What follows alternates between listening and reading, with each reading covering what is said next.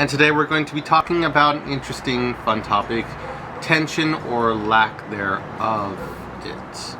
And I see this as a huge point to make, and it's one thing that many magicians are not aware of. I wasn't even aware of it, but I became aware of it being in the junior program, and it was just something I really want to just mention and take for everyone to take note of.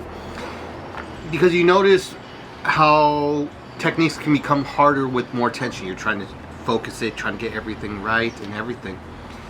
But yet on the opposite end of the spectrum, when you relax, everything seems to flow a little bit more freely. And believe it or not, it's through relaxing of tension that techniques are much easier. If I'm very tense, you can see it, and there is a focus on wherever you're putting tension. So right now you can see that I'm putting tension. You can feel it, just your stiffness of the hands. Yet through relaxation, natural relaxation, just letting go, you notice that there's no focus here, and I'm trying to put the focus up to here. And in a way, this could also be used for natural misdirection. If you want people to focus on your hands, maybe add a little bit of tension to it to draw focus. Or if you want to misdirect from somewhere else, you can draw attention. And in the opposite way, relaxing releases tension, so it gets people to look away, so you can do your moves. So if you do your moves, whatever secret move you need to do, cam move, I don't know. But if you need to do it, you do it while relaxed, and no one's going to look, or less people are likely to look in that direction. Assuming you have correct audience management to guide them in that direction. If they're just looking everywhere, then I'm not sure what to say then. But I just think it's so important, especially for people just getting into magic. You want to be able to relax and just let if you're worried about scoring up, they're not scoring up perfectly. Relaxing, and the cards will do it themselves.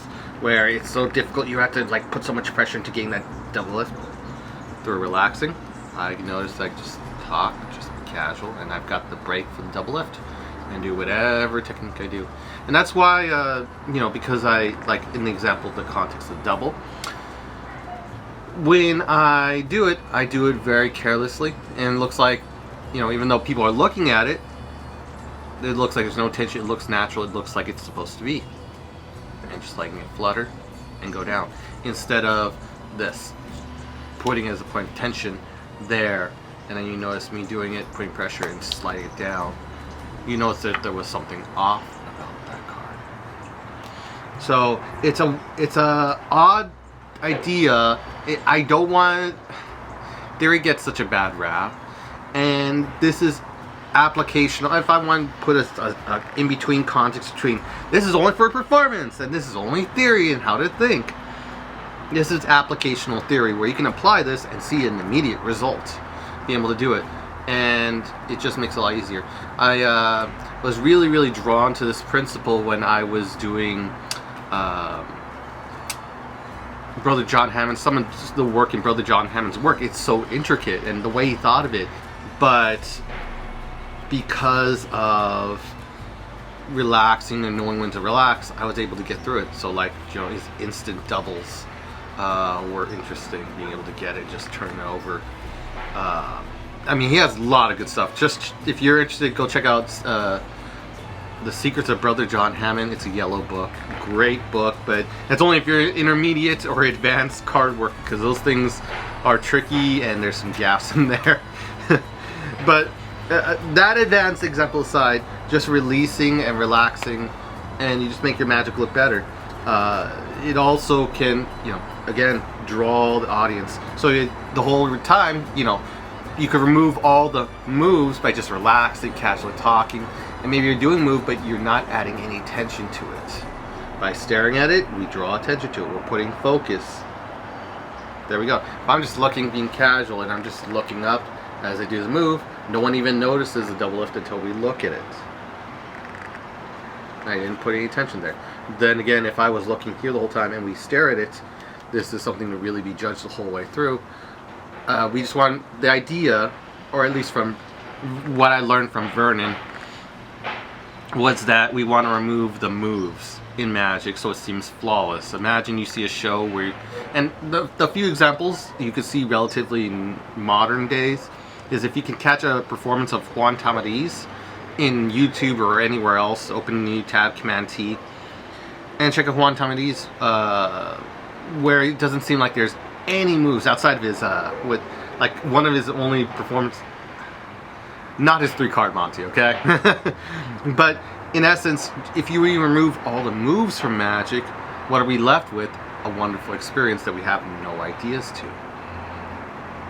There are means, sure, the moves are means to end, but does not mean they need to be seen. And the Magic world kind of confuses us with, look how fast my pass is, you can't, like, we know that you can't see it, but we can feel the moment because there is tension. And that's one thing I noticed from a lot of spectators, is they don't see the moves, but they can feel something off immediately with the tension being drawn to the wrong places when it should be a relaxed moment. The performer did everything to create a relaxed moment, but why is there tension here on the move even though there's nothing there? And so this encourages practice in general, sure, but also that there should be, you know, a constant state of relaxation while you're doing moves. I guess, or maybe the next level could be not only to get the moves down, but to do it without even thinking about them or being conscious of them. And so it does not draw in any way attention. Because I just noticed when I was with my students, you know, I used to teach very, very actively for 5 years. And the same thing they would go over and over again was the amount of attention they would put into trying to do the techniques if there was a slide or something that came up. But as soon as I just pointed out, it was eventually I narrowed it down to one thing, just relax, release all the tension. They were able to do it with much ease. And I'm like, wow, that really makes a difference.